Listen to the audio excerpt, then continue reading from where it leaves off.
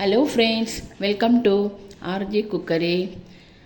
Cost iron dosa தவாவில் தான் இன்றைக்கி நம்ம தோசையை வாக்க போகிறோம். அது சீசனிங்கோட வீடியோ நீங்கள் பார்த்துருப்பேன் நினைக்கிறேன். பார்க்காதவா நான் அதில் லிங்க்கு டிஸ்கிரிப்ஷன் பாக்ஸில் கொடுக்குறேன், அதில் பார்த்துக்கோங்க.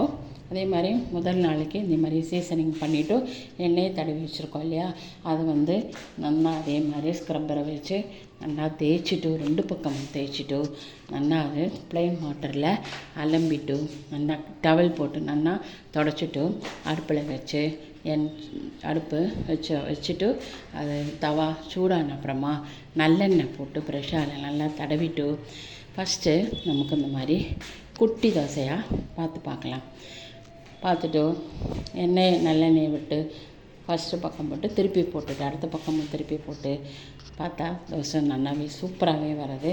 நமக்கு இந்த மாதிரி காசு இந்த தோசை தவா வாங்கலாமா வேண்டாமா நமக்கு ஆலோசனை பண்ணவே வேண்டாம். இதே மாதிரி சீசனிங் பண்ணிவிட்டு அதே மாதிரி முதல் நாள் பண்ணிவிட்டு அடுத்த நாளைக்கு இந்த மாதிரி நமக்கு பார்த்தோம்னா ரொம்ப நல்லாவே வர்றது. அது தோசை கிறிஸ்பியாகவும் கம்முன்னு வருது. அப்புறமா நம்ம வாத்து முடிச்சுட்டு அதே சேம் ப்ராசஸிங் தான். அலம்பிட்டு நல்லா சோப்பிட்டு நல்லா அலம்பிட்டு அதை நல்லா தொடச்சி எண்ணெய் போட்டு வச்சாச்சுன்னா நமக்கு அடுத்த நாளைக்கும் நமக்கு நல்லா இது யூஸ் பண்ணிக்கலாம். இதே மாதிரியே பண்ணி பாருங்க. இந்த வீடியோ உங்களுக்கு பிடிச்சிருக்குன்னு நினைக்கிறேன். இது வரைக்கும் என்னோடய சேனலை சப்ஸ்கிரைப் பண்ணாதவா please subscribe my channel. Thank you.